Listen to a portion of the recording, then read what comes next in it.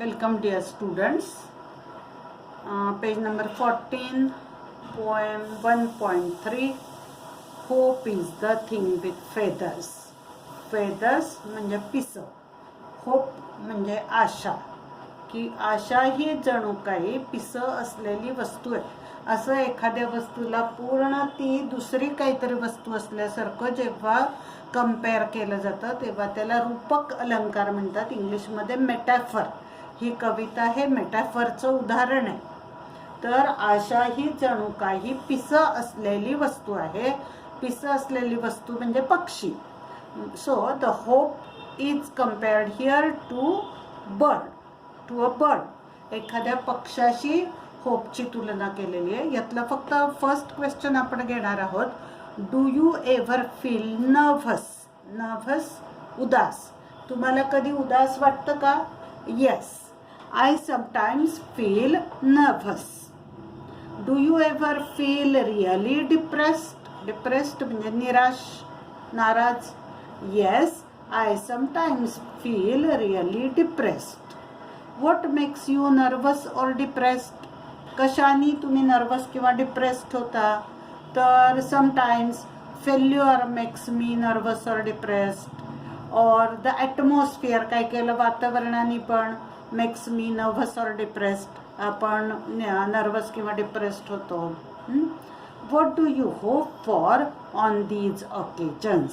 अशा प्रसंगामध्ये तुम्ही काय आशा करता? I hope that some friend would help me. I hope that I would talk to someone about it. Have you hoped for something that you knew was difficult? तुम्ही कधी अशी आशा केली आहे का की जी तुम्हाला वाटतं की अवघड आहे? काही काहीला येते आपल्या मनात अशी आशा. तर I hoped for something that I knew was difficult. What do you have to do to fulfil your hopes? तुमच्या आशा पूर्ण करण्यासाठी तुम्हाला काय करावं लागेल? I have to try my best to fulfil my hopes. आता इकडे जाऊया आपण. Page number 15. Hope is the thing with feathers. Hope is the thing with feathers. तुम्हाला मी सांगितलं की हा रूपक अलंकार आहे. त्याला इंग्लिशमध्ये मेटॅफर म्हणतात. की होप म्हणजे आपल्या मनात असणारी आशा. आपण जेव्हा दुःखात असतो तेव्हा आपल्याला आशा वाटते की काही ना काही चांगलं घडेल आणि मी पुन्हा सुखी आणि आनंदी होईल. ही जी आशा आहे ती जणू काही एखादा पक्षी आहे असं कवींनी इथे कल्पना केलेली आहे. म्हणून याला मेटॅफर असं अलंकार इथे होतो. Hope is the thing with feathers that perches in the soul. कवी अशी कल्पना करतोय की होप हा असा पक्षी आहे की जो पर्चेस म्हणजे अलाइट्स किंवा रूस्ट्स म्हणजे विसावतो. जसा पक्षी झाडावर विसावतो, झाडाच्या फांदीवर विसावतो, तसा होप हा असा पक्षी आहे की जो पर्चेस इन द सोल, आपल्या आत्म्यामध्ये, सोल म्हणजे आत्मा, आपल्या आत्म्यामध्ये विसावतो. म्हणजे ही आशा राहते कुठे? जसा पक्षी झाडाच्या फांद्यांवर राहतो तसा होप हा पक्षी आपल्या सोल म्हणजे आत्म्यामध्ये विसावतो, आत्म्यामध्ये राहतो. And sings. आता परत बघा की पक्षी झाडावर विसावतो आणि गाणी म्हणतो. The tune without the words, की शब्द न उच्चारता तो गाणी म्हणतो. तसा आपल्या मनातला आशा हा पक्षी कुठलेही शब्द न उच्चारता गाणी म्हणत असतो. And never stops at all. आणि तो कधीही थांबत नाही. म्हणजे hope is always there in our soul. आपल्या आत्म्यामधनं आशा हा पक्षी कधीही जात नाही.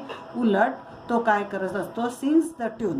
सिंग्स द ट्यून म्हणजे आपल्याला तो आनंदित करत असतो. पक्षी केव्हा गातो? जेव्हा तो आनंदित असतो तेव्हा hope makes us happy. Hope sings the tune. ती गाणं म्हणत असते. And never stops at all. आणि ती कधीही थांबत नाही. म्हणजेच आपल्या मनातली आशा कधीही आपल्या मनातून जात नाही. Hope always makes us happy. She gives us a positive approach. ती आपल्याला नेहमी सकारात्मक विचार देते आणि ती आपल्या मनात कायम जिवंत असते. अँड स्वीटेस्ट इन द गेल. होप सिंग्स स्वीटली इन अ गेल is heard and sweetest in the गेल इज हर्ड.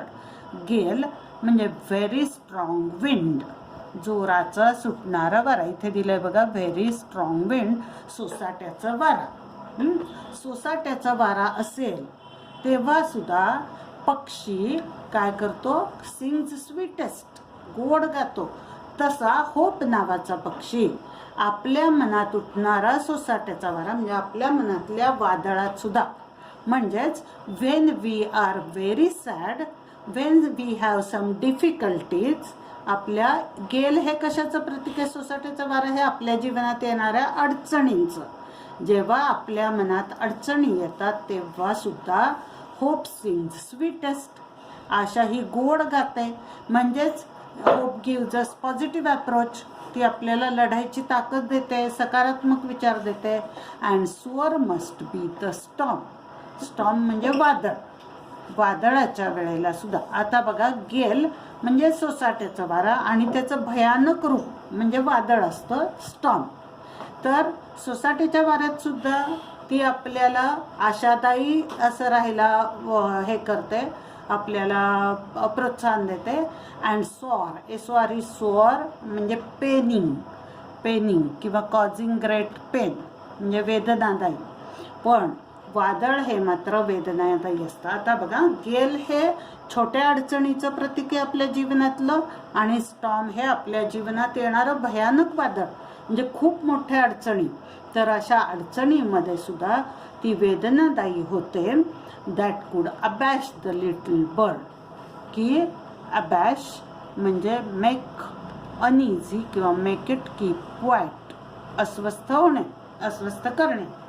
अँड दॅट कुड अबॅश द लिटल बर्ड. असं स्टॉर्म येतं आपल्या जीवनात की जे ह्या पक्षाला काय करू शकतं, अबॅश म्हणजे मेक अनइझी, अस्वस्थ करणं. अस्वस्थ करणारं वादळ या पक्षाला अस्वस्थ करणारं स्टॉर्म जरी आयुष्यात आलं तर मात्र ह्या आशा नावाचा पक्षी दुःखावतो, त्याला दुःख होतं. That kept so many warm. To keep warm म्हणजे टू गिव्ह सोलेस किंवा टू गिव्ह कम्फर्ट, आपल्याला आधार देणे, आपल्याला सांत्वन देणे. तर that kept so many warm. आत्तापर्यंत हा आशा नावाचा पक्षी आशा गेलमध्ये ज्याने आपल्याला आधार दिला तो कदाचित स्टॉर्ममध्ये उद्ध्वस्त होऊ शकतो, अबॅश, अस्वस्थ होऊ शकतो, उद्ध्वस्त होऊ शकतो. तर असा हा आशा नावाचा पक्षी आहे. I have heard it in the chillest land. Chillest land, chillest म्हणजे coldest.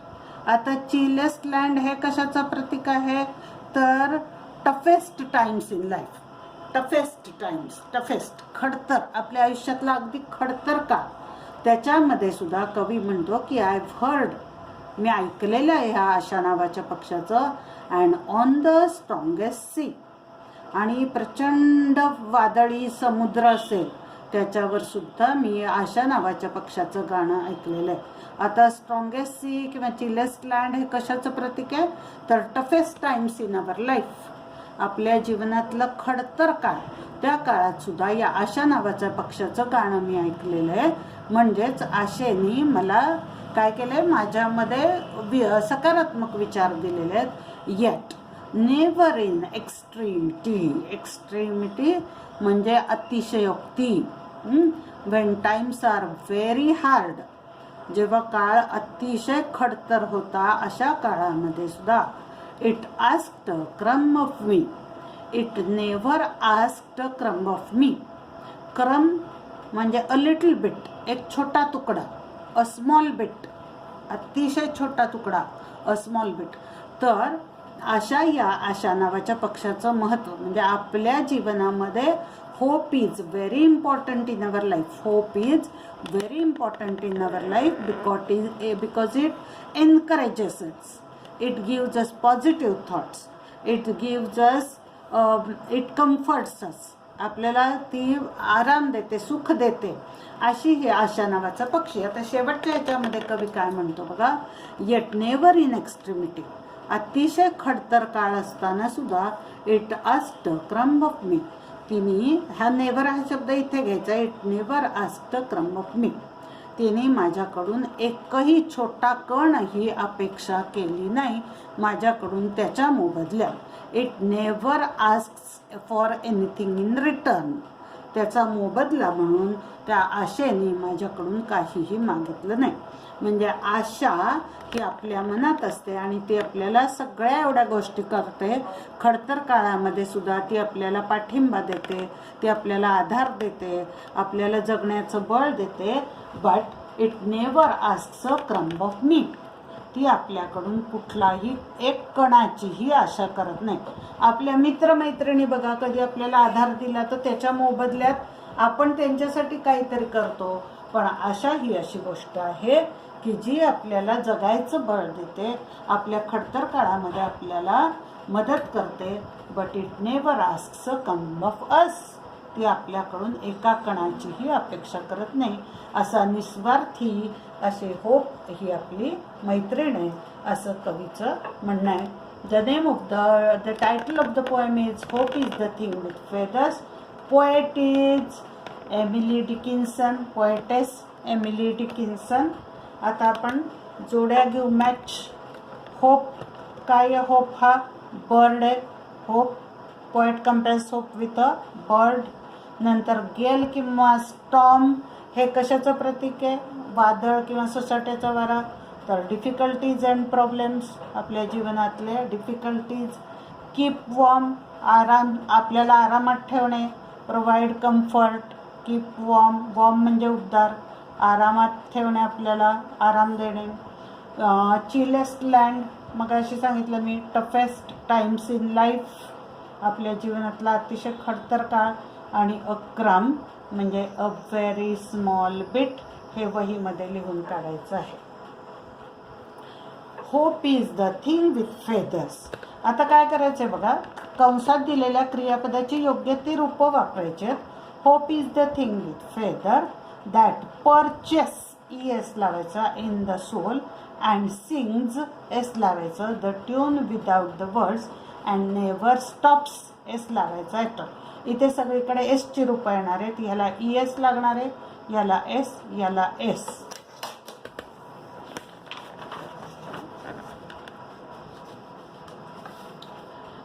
Now page number 16. Read the examples and fill in the blanks. जसं स्वीट, स्वीटर, स्वीटेस्ट. तसं fast, faster, fastest. High, higher, highest. Great, greater, greatest. Warm, warmer, warmest. Slow, slower, slowest. Low, lower, lowest. Bright, brighter, brightest. Cold, colder, coldest. आता इथे strange, stranger, strangest. Brave, braver, bravest. Simple, simpler, फक्त R लावायचं आहे. शेवट E आला तर फक्त R लावायचं आहे. इथे हे शब्द वेगळे का दिलेत तर त्याला ER न लावता इथे आपण ER लावला, इथे फक्त आर लावायचं आहे. BRA VE तर दिलेला आहे, फक्त आर लावा. Simple, simpler, simplest. Close, closer, closest, फक्त आर लागणारे शब्द इथे आणि ST लागणारे.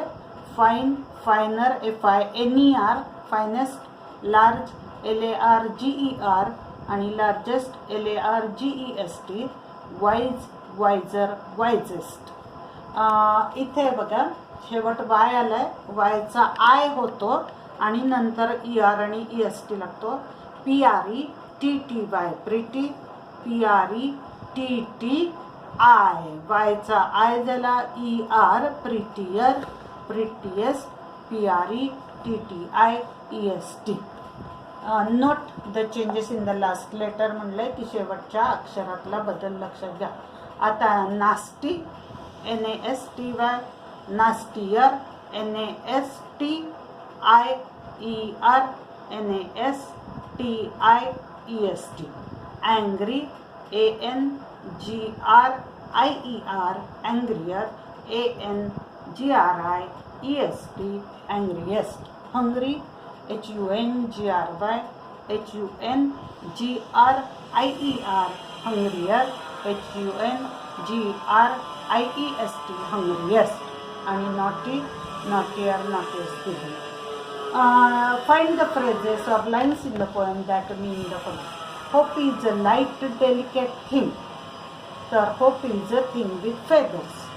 Hope offers comfort to your soul. तर hope never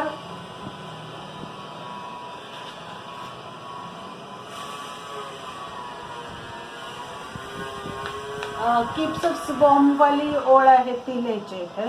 Hope is not a wordy thought, it is more like a feeling and emotion.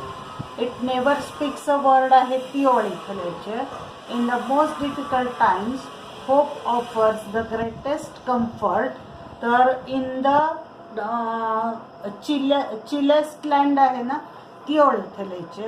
Hope is not easily defeated. होपचा सहजासहजी पराभव होत नाही. तर इथे ती ओळ शोधा. Hope has given comfort to many people. बऱ्याच जणांना होपनी आधार दिलेला आहे ती ओळ शोधायची. आणि hope lives on in very hard times even when it gets nothing from you. याला शेवटच्या दोन ओळी लिहायच्यात. It never ask crumb me. आता we can relate many of our feelings and experiences to events or things in nature. which of our feelings or experiences can we relate to the following.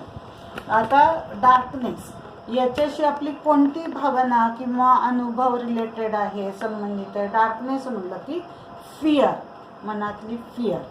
Storm म्हटलं की difficulties, आपल्या जीवनातल्या अडचणी किंवा troubles. Sunrise, सूर्योदय म्हणजे freshness, आपण एकदम फ्रेश वाटतं आपल्याला, फ्रेशनेस. अ लाईट शॉवर, हलकासा पाऊस आला की आपल्याला कसं वाटतं, हॅपी किंवा कम्फर्ट. नंतर सनशाईन, सूर्यप्रकाशाने, प्लेझंट किंवा हॅपी. अर्थक्वेक, भूकंप झाला तर फिअर. नंतर अ रेनबो, आकाशात इंद्रधनुष्य दिसलं तर आपल्या मनातली भावना काय असते, एक्साइटमेंट असते आपल्याला किंवा हॅपीनेस असतो. नंतर डॉन म्हणजे पहाटेच्या वेळेला होप, आशा असते की आजचा दिवस खूप छान जाईल, होप. डार्क क्लाउड्स, काळे ढग, हे कशाचं प्रतीक आहे तर संकटांचं, म्हणून डिफिकल्टीज येईल किंवा ट्रबल येईल. नंतर डस्क, इव्हनिंग, तर इव्हनिंगच्या वेळेला आपल्या मनात कोणती भावना असते तर थोडीशी फिअर असते संध्याकाळच्या वेळेला. नंतर पिकॉक, पिकॉक म्हणजे हॅपीनेस किंवा सिंगिंग, डान्सिंग. पिकॉकचं डान्सिंग किंवा हॅपीनेस हे इथे लिहू शकतो. आणि फ्लड, पूर आला तर अतिशय भयानक म्हणजे फिअर किंवा टेरिबल फिअर असं इथे तुम्ही लिहू शकाल. The poem is an example of personification. आता हे पर्सॉनिफिकेशनचं उदाहरण आहे ही कविता. म्हणजे when we refer to inanimate objects, ideas or emotions as living things.